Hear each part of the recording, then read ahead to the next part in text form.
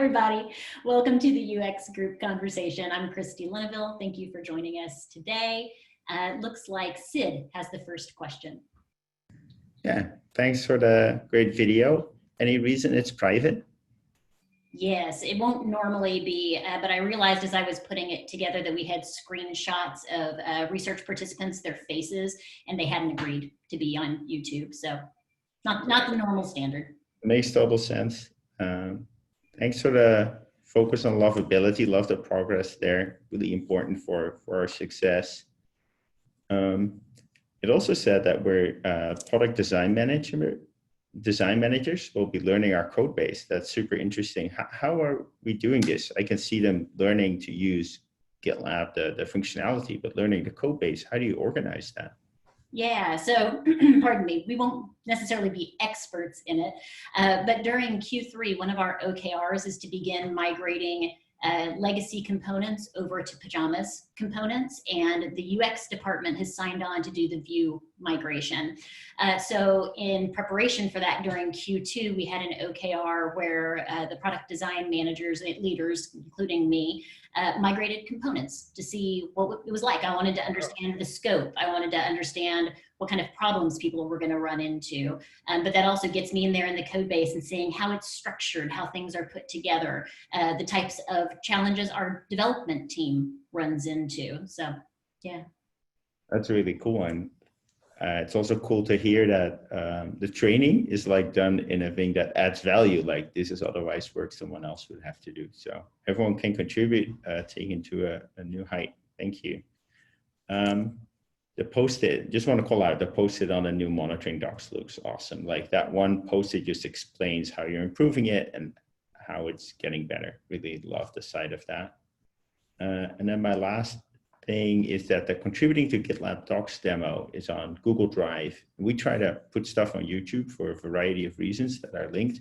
It's not coming through. Even Eric, who's leading the engineering department, is not giving the right direction because his How to Achieve video today was on Google Drive as well. So somehow it's not happening. What's holding up? Is it too inconvenient to upload, or is it not clear to everyone, or should we make it part of onboarding? I'm a bit of a broken record on this, and I want to make sure I get out of this business. It's not too hard. And I do think people generally know, I can't speak to the larger, I think people generally know to put things on YouTube. I think in this case, it's because they recorded the video for Write the Docs Portland, and it hasn't gone live yet. So I'm under the impression that it will be on YouTube. It's just not there yet. But someone from the Docs team can correct me if that's wrong. Yeah, so when YouTube, you can still have private videos. So even if it's not live, you can still put it as a private video on YouTube. So if something has to stay confidential, we shouldn't equate that with Google Drive. We'll fix that. Thanks.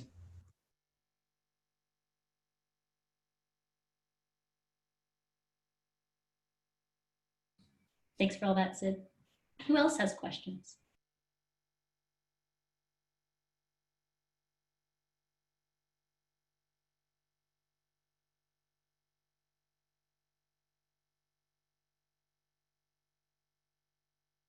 Any feelings about all the UX people will now get Gmail, or all the product managers at GitLab?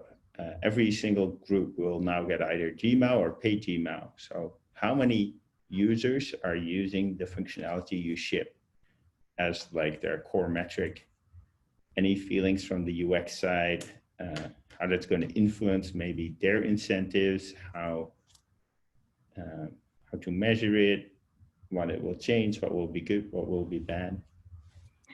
Yeah, I think that's an interesting question. I'm going to answer this from a purely UX perspective. So product managers, sorry, that's where I'm coming from on this one. When I look at feedback that's coming in on the NPS, on SUS, on Hacker News, we frequently get comments about usability, bugs, and if this were just easier to use, I would use it. Or a really common one we get is, yeah, I can use it because I've been using it for a long time and I'm kind of an expert in this, but I worry about my newer team members or team members who aren't developers who I need to work with. So I think ideally it will help influence us to create better experiences across the board. Now, is it going to impact other things too? Yeah, absolutely. That's why I said this is just the UX perspective, but that's what I expect and hope to see. Great. So that it could be driving the right behavior, like making things easier to use and more discoverable. That's One exactly. potential downfall I see is pop-up overload, where all of the, we know that like our source code and verify is heavily used. So you kind of want to get into that cycle and make sure that people in that flow get a notification. And I know that for companies that struggle with this, at a certain point, they get like their internal advertising budget. Like if we're going to have this many pop-ups, we show users in the maximum, and like the most relevant ones will be shown. For us, that's even tougher because not everything is a software as a service. So it's tough for us to do that. But I'm afraid at some point we'll have to do that. How do you feel about the notification load? Yeah, I've thought about that a lot, actually. I think that it is a real risk for us if we don't keep our eye on it. This is also true with like the in-app notifications that we're using to recruit participants for research sometimes, or just to let people know that something is going on. I think it comes down to collaboration within the teams, and a lot of that starts with the UX teams. Actually, on today's UX leadership meeting, we have an agenda item to discuss collaboration when people are contributing to a section of the product that is not normally a part of the product that they work on. So for example, when someone outside of the source code team is going to add something to a merge request, there really needs to be a larger conversation, not to stop them from doing it, but like the source code team needs to be aware. They need to be able to have a conversation about it. There needs to be some awareness around that, so that people don't want to be advertised to in the product that they use to do their daily work. Yeah, and I think like contributing functionality, all good, but contributing a pop-up in someone else's stream, I think it will just get out of hand, and we'll end up with a group kind of that owns in-app messaging, and that will have to make these decisions, because otherwise you can't get the incentives to align. But we'll see. For now, I agree it should be a conversation before you notify people in someone else's group.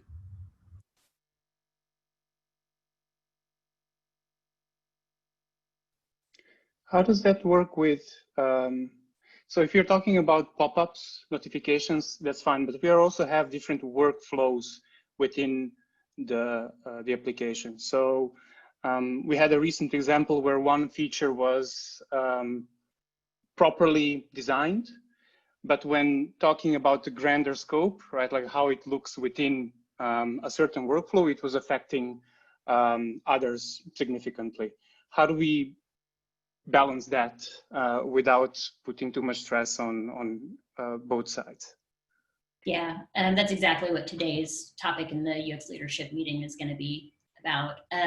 There is not a perfect answer. I think it comes down to, we still want to move fast. We don't want to stop people from doing things, but at the same time, we want people thinking in the larger context. And oftentimes that can just be awareness. It could be an async, like, hey, I know this is the part of the product you normally work on. Heads up, we're thinking about doing this. Take a look.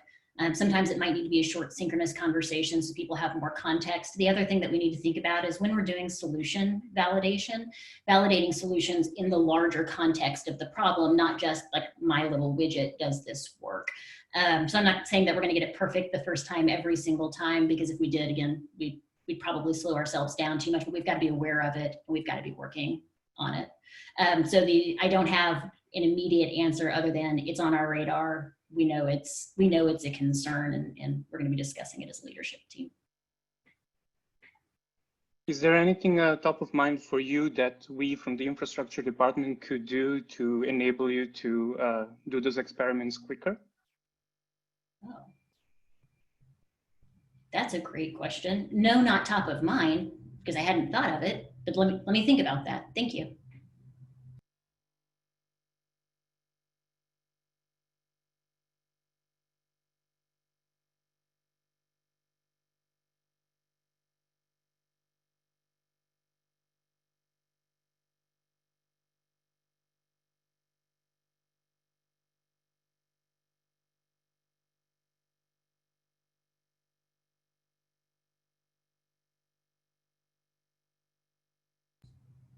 While we're waiting for more questions, I'll give a quick plug because I think this is super duper interesting and I need to check and see real fast what slides these are on.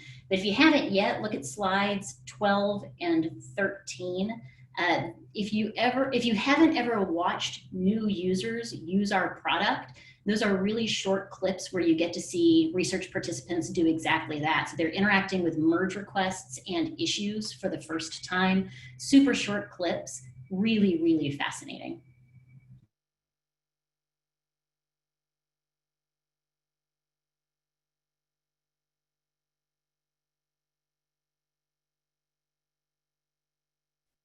So, Christy, to kind of add to the last topic,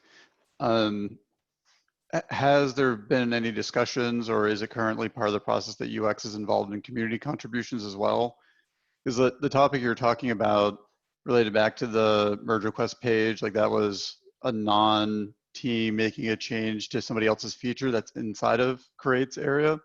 But we have seen community contributions come in and they've broken structure of page because they didn't get properly reviewed as part of like that user experience. Is that something you foresee wanting to do more in the future and get UX involved in those as well? Yeah, that is part of a product designer's responsibility to take a look at community contributions as they come in, just to make sure, to your point, that they haven't inadvertently broken something. So it, you know, it doesn't always go exactly as intended every time, but yes, that should be happening. Yeah, because I guess I look at it as there's kind of a couple challenges for the designer. There's the work they're working on with the team they're part of. There's the work coming in from another team within GitLab who's making changes, like this last example. And then there's the final part, which is coming from the community. So that seems like a lot of load on the individual designer. Have you looked at ways to try to reduce that on individual designers and make it more of like a community review, like a group of product designers or anything along those lines? It's like you read our 13.2 retro issue. MR reviews are an expected part of a product designer's job, and they do take time. And part of what's hard about them is they aren't scheduled, right? They just kind of come in, so they just have to fit them into their workflow along with their other responsibilities.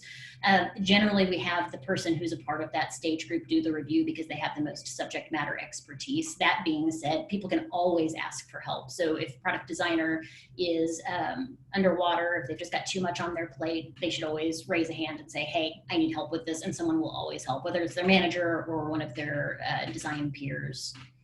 We always have that option.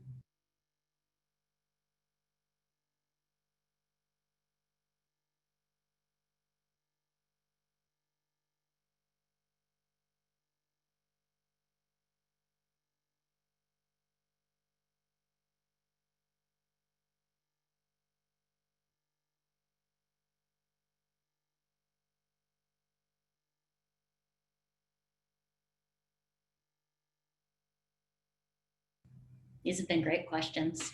I'd love to get a couple more.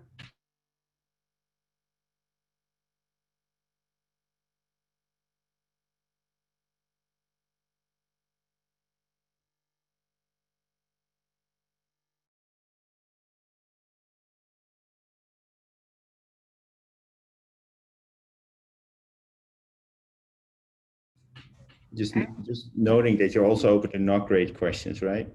Yeah. I'll take any question anyone's willing to ask.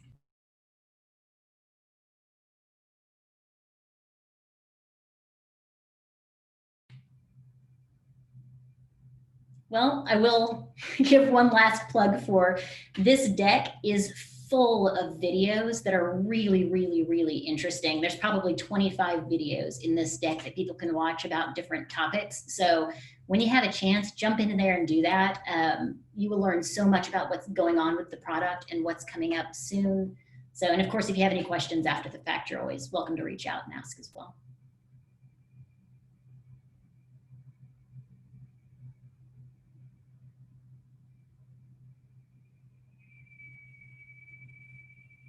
All right, it seems like it must be it. Thank you, everybody. Enjoy the rest of your day.